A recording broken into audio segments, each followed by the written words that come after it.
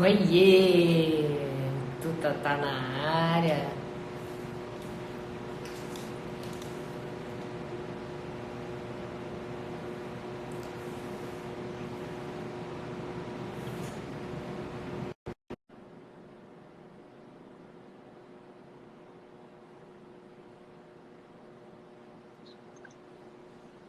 E aí, Aê! Que saudade, cara! como é que você tá, Ju? Eu tô bem, cara. Eu tô aqui, enfrentando a loucura com duas crias, né? Pois é, cara, é complicado, E né? vou te falar que aí, nesse momento, o videogame muda de fase e fica um pouco mais complexo, mas é bem bom. Então, É, se estiver pensando aí se vai ter filho ou não, pode, vai. É foda, mas é, tipo, talvez a melhor experiência da vida. Só que pensando, eu vai. sempre tô. Ai, cara, mas É, é cara. complicado.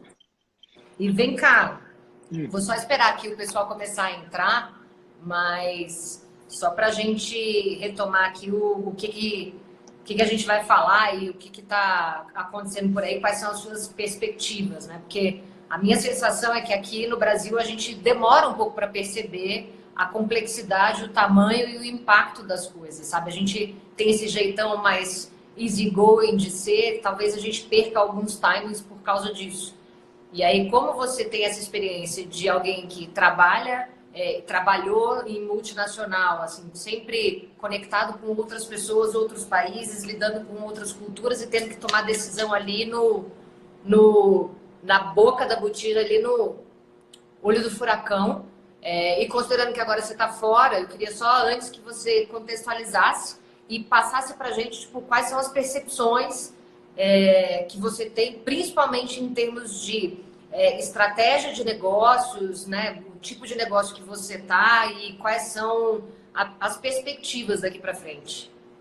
Tá, fechado, fechado. Acho que vai ser um papo bem interessante, Ju, porque eu acho que ao contrário de que muitos pensam, você tem, acho que, dois espectros, né? Você tem o espectro da iniciativa pública ou dos governos de tentar apaziguar e acalmar tudo, e você tem o que está acontecendo na parte privada, que é onde eu trabalho. Então, eu acho que aqui nos Estados Unidos os governos demoraram a tomar uma atitude também. Então, eu acho que a galera demorou muito a agir, que é uma coisa muito séria que está acontecendo. A galera demorou realmente a agir e eu acho que no Brasil estão até agindo mais rápido em termos de atitude do governo público, né? Já não sei como que está em relação à iniciativa privada. A iniciativa privada aqui reagiu muito rápido. Como foi? Então, cara, desde o início, bom, a multinacional que eu trabalho, cara, botou para derreter e já tomou atitude, já começou a mobilizar, a gente criou um time interno super forte, na verdade, com um head de rides, na verdade, o Mac, ele já criou um time com as melhores cabeças dentro da empresa para começar a agir. Então, já, apesar da gente ser um business muito leve em termos de assets, né? A gente não tem quase, nossos custos fixos não são tão altos, mas apesar disso tudo, a gente levou muito a sério em como que a gente ia agir, como que a gente ia suportar todo mundo nessa política de work from home. E, e conforme as informações foram chegando, assim, muita incerteza, né? Desde o início. Então, conforme as informações foram chegando, as políticas mudavam constantemente. Eu cheguei a receber 2 e-mails sobre uma mesma política mudando num dia só. Então, eu acho que criar uma galera que tenha o poder de decisão, que fique 24 horas por conta dessa crise, quase que como um war room, sabe? Sim. Foi essencial para a gente responder de maneira rápida e decisiva. Então, Informação chegava, beleza, vamos fazer isso. A informação teve um update na informação, beleza. Agora essa política já não é mais só para 5 ou 6 países. Agora a política é para 8 ou 9. Ou agora a política é global. Pronto. Todo mundo trabalhando de casa. Ah, quem pode trabalhar de casa, ótimo. Quem não pode, vamos trabalhar junto para minimizar o fluxo de pessoas, manter a distância e etc. Então, de novo, acho que recapitulando aqui, você estabelecer um time que tenha poder de decisão e que vai ter autoridade para tomar a decisão que eles acharem que tem que ser tomada, e depois cascatear para baixo é super importante. E é super importante também assumir que é um momento de incerteza e é um momento em que pode ser que decisões erradas sejam tomadas e que a gente vai agir com humildade e voltar atrás se tiver que voltar atrás, ponto. Eu acho que isso foi muito bem feito. Tá? Eu acho que a terceira coisa, mas aí não é no momento de crise que você constrói, é antes do momento de crise, eu acho que é a cultura corporativa de todo mundo trabalhar empatia, de cara, pô, tá todo mundo trabalhando de casa, vai ter cachorro latindo, vai ter criança chorando, não vai ser produtivo igual normalmente é no escritório, você vai ter que falar por telefone, às vezes a pessoa não está disponível, então você construir aquela cultura que leva bastante tempo, mas te prepara para momentos como esse, sabe? E eu acho que é isso. Eu acho que é isso que a empresa fez muito bem. E vem cá, qual é a sua percepção dos negócios locais aí? Como que foi, ou se é que você conseguiu ter essa percepção, como foram as mudanças do dia a dia, e o que você acha que vai ser o impacto para elas? Porque uma coisa é quando você fala de uma empresa multinacional que tem fundos e estrutura e equipe e uma cultura que permite, inclusive, manter ali a produtividade, mesmo com toda a sua equipe trabalhando remoto. A outra coisa é quando você fala do negócio da esquina, né? E que precisa estar com o estabelecimento aberto, por exemplo, para poder faturar. Como é que foi o impacto aí e como é que você vê que vai ser, quais são as perspectivas para frente? É uma pergunta muito difícil, porque eu acho que vai ser muito complicado para essa galera. Restaurantes estão focando em take-out, né? E diversos outros business que precisam que a gente chama aqui de brick and mortar, né? Que é o comércio que você precisa ir para a loja, etc. E, cara, aqui está tudo fechado, assim, ou pelo menos está encaminhando para se fechar tudo. Né? Então, e essa galera normalmente não tem muito lastro para durar 1 mês, 2 meses. Eles precisam daquele cash flow. E aí eu acho que como país todo mundo tem que se unir, como comunidade local a gente tem que incentivar essa galera a tentar ajudá-los da melhor maneira possível. Mas eu acho que tem uma coisa que pode ser muito interessante para eles. Talvez usar de toda essa comoção dos business também, porque existe uma comoção dos business, e tentar se apoiar em multinacionais. Eu acho que isso pode ser uma excelente ideia. Por exemplo, cara, se o restaurante não está no Uber Eats, tenta entrar agora, sacou? Se o restaurante não está no iFood, tenta entrar. Eles estão tirando um pouco, acho que eles estão tirando a taxa de entrega. Então, tem maneiras de você se apoiar em multinacionais ou em empresas que têm mais lastro. Acho que não é a hora de falar, não vou me vender ou não vou... sabe, não é hora de orgulho. Agora é hora de ficar... De manter o business operando ou, se fechar o business, diminuir o custo a todo caso. Diminuir o custo mesmo ali no osso, né? É hora de se reinventar, na verdade. A gente estava discutindo essa semana aqui dentro o como a gente tem que pensar novas estratégias, né? E eu vou traduzindo aqui para a galera porque alguns termos vão ter que ser em inglês mesmo, mas para o pessoal entender. Antigamente a gente falava sempre que eu só trabalho no B2B, ou seja, eu só vendo, eu sou uma empresa que só vende para empresa, logo eu tenho que entender como estas empresas funcionam e me relacionar com elas. E aquelas outras empresas que vendem para consumidor final, que é o B2C.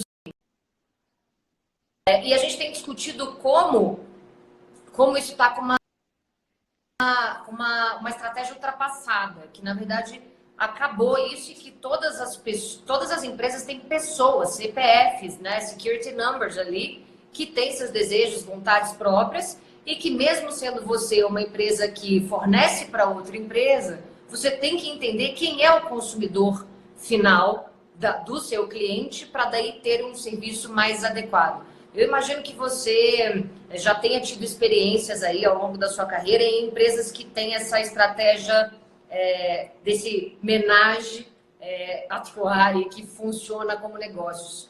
Você percebeu alguma mudança? A crise mudou alguma coisa nessas estratégias ou intensifica? O que você achou? O que você acha?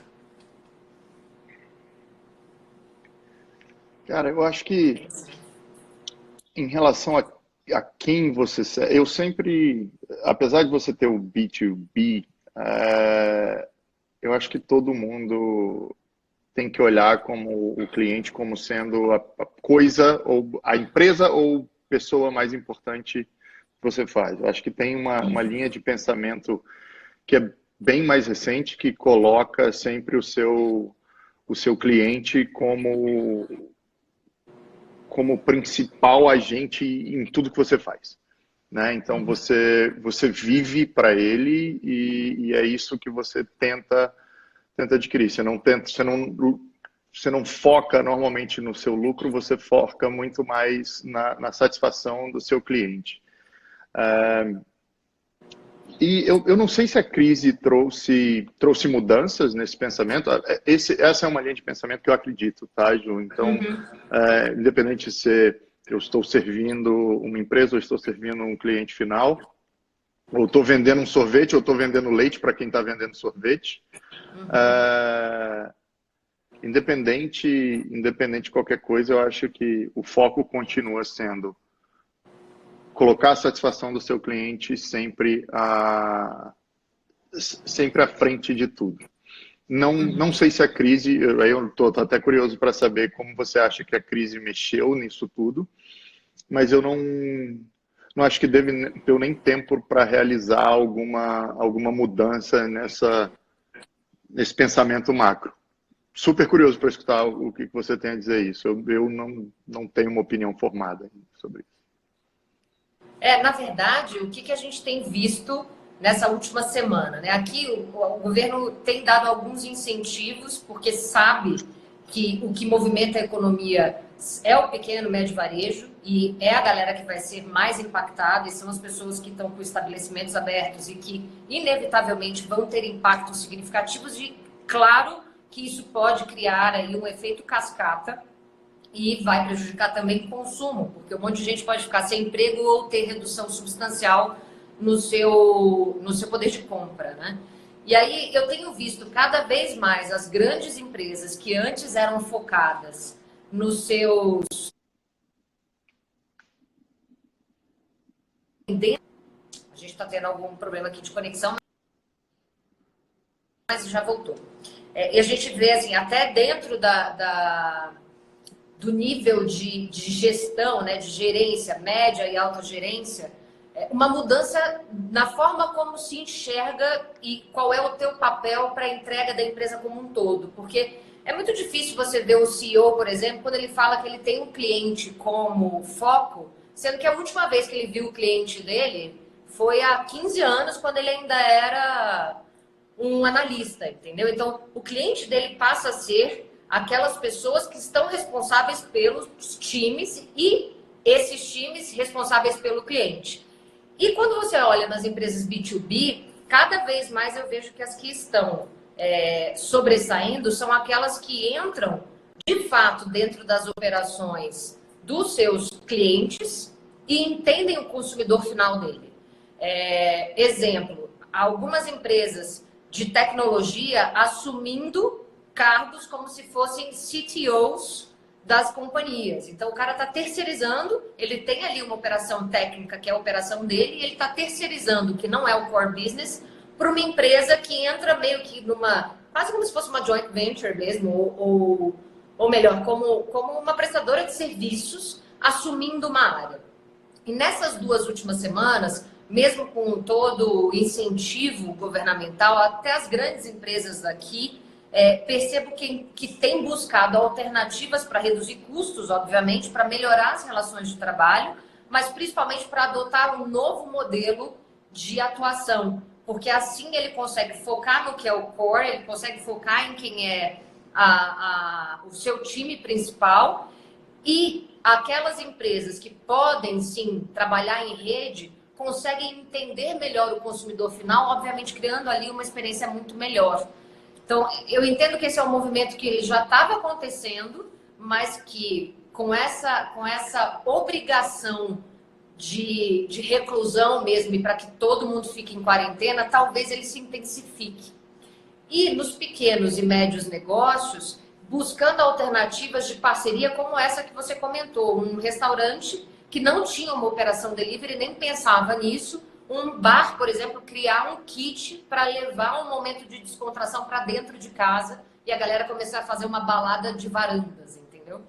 Então, acho que nesse sentido pode ser que exista aí alguma mudança estratégica, talvez não intencional, talvez ela seja apenas uma mudança tática, momentânea, mas que depois pode sim virar um novo business, né? Ah, com certeza.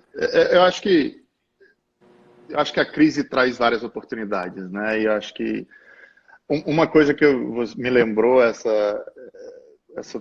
a última parte do que você falou, uma pessoa que eu conheço, ela foi atrás do universo dos games para buscar uma melhor maneira de interagir. Tem um aplicativo que chama Discord. E ele é basicamente uma plataforma de conversa para você conversar com seus amigos que você está jogando videogame junto, ou jogando computador, essas coisas.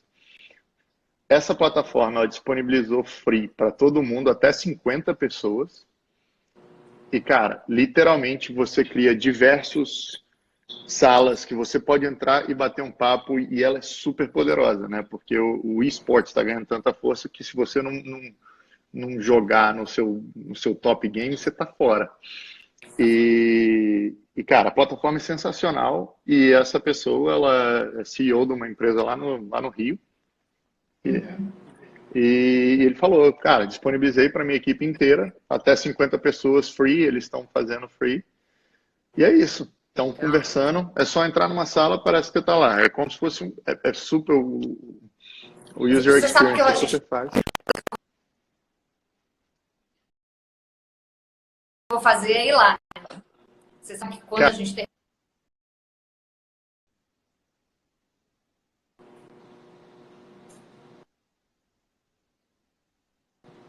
Oi, voltou? Aí, ó, tem até o Júlio aqui falando que o Discord rules.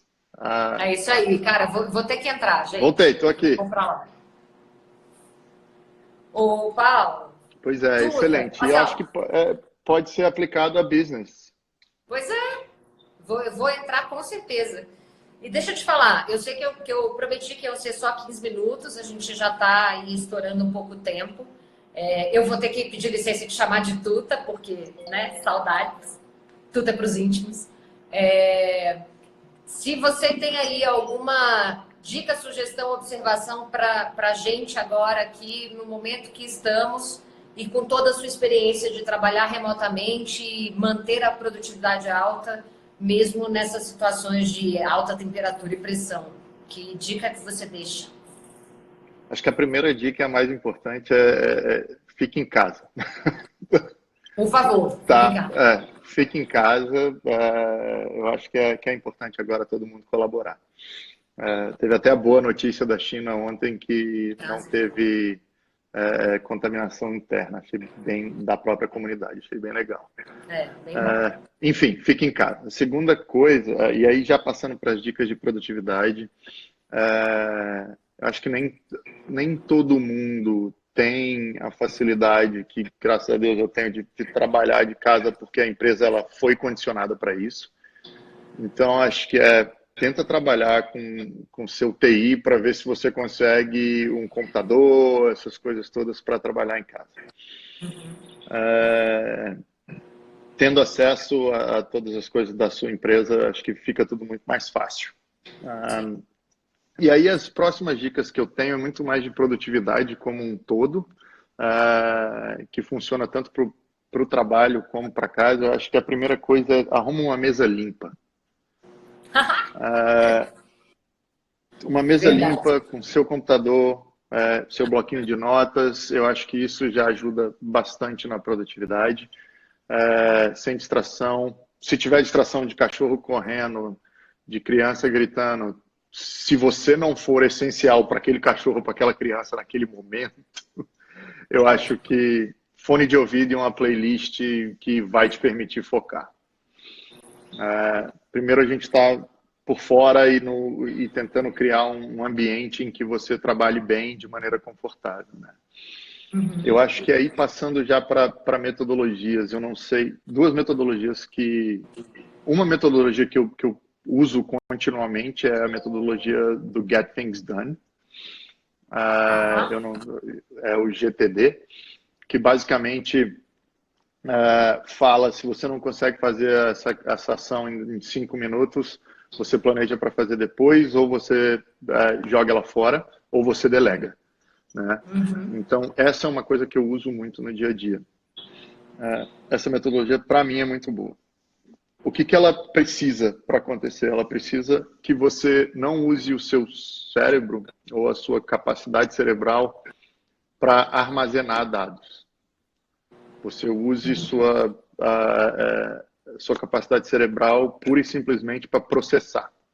Né? Então, chegou a informação, ou você processa e age, ou você guarda em algum lugar. Olha o que eu uso para guardar aqui. Ó. Um caderno. Ou offline. Ou a Asana. Ou a Asana. A Asana é tudo de bom. Usamos Exato. por aqui. A Asana, tem o Trello também. Todas essas ferramentas que eu estou falando, tem uma ferramentinha de graça. Então, acho que uma ferramenta para você organizar o seu to-do, uma ferramenta para você capturar as coisas. No meu caso, eu uso isso aqui. Eu acho que é super importante. Beleza. Isso aí para gerenciamento de informação, né? E organização de tarefas. Eu acho que para gerenciamento de tempo vai variado mais. Tem para todos os gostos. O que eu uso normalmente é a técnica Pomodoro. Eu não sei se você já escutou falar. Técnica Pomodoro consiste numa coisa muito simples. Você escolhe uma coisa que você quer fazer, você determina normalmente intervalos de tempo, 25 minutos, 20 minutos, e se você tenta entregar naquele tempo, e aí você tira 5 minutos para você se dar uma recompensa. Vou tomar um café, vou fazer uma ligação.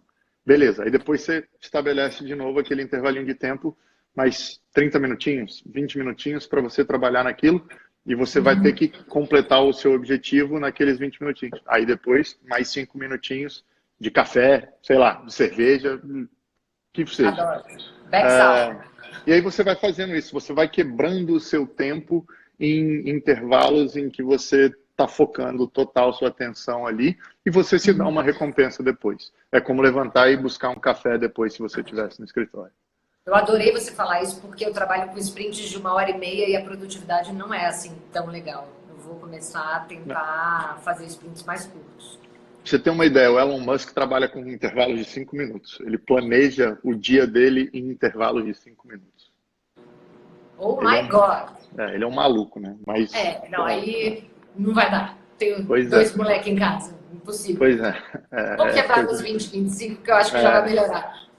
E eu acho que, por fim, Ju, a produtividade, ainda mais se você está numa corporação maior, ela não funciona sem comunicação. Então, ter uma ferramenta que te permite, de maneira fácil, seja o Discord, a gente usa o Slack, que é uma ferramenta sensacional e também permite um certo número gratuito de pessoas para conectarem numa mesma organização dentro.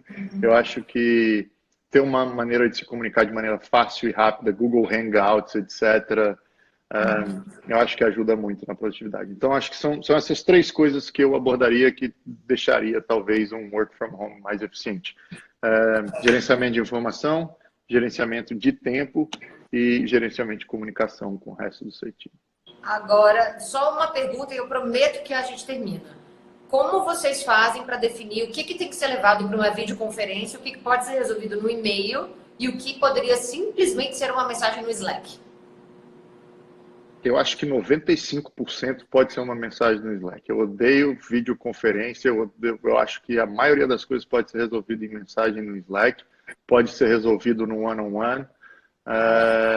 Se precisar de mandar para mais gente, beleza, usa um e-mail, e se vê que está acontecendo muita confusão, vai para uma videoconferência. Se não, eu acho que videoconferência tem que ser videoconferência com mais de uma pessoa, tá? Eu estou falando reuniões virtuais.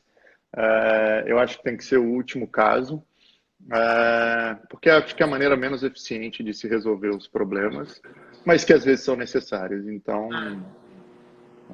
é isso. É isso. Paula, obrigada demais pelo seu tempo. Eu sei que a gente estourou aí mais de 10 minutos no que a gente tinha combinado. Muito obrigada. É muito bom ter você perto e mesmo longe. Tamo Cara, juntos. brigadão, Ju. Tô adorando essa sessão, essas várias sessões que você está fazendo. Tenho acompanhado algumas, outras não dá tempo, mas tô achando muito legal e obrigado pelo convite aí para participar. Obrigada demais, viu? A gente se vê. Eu vou deixar essa live lá no YouTube. Quem não pôde acompanhar, tá por lá.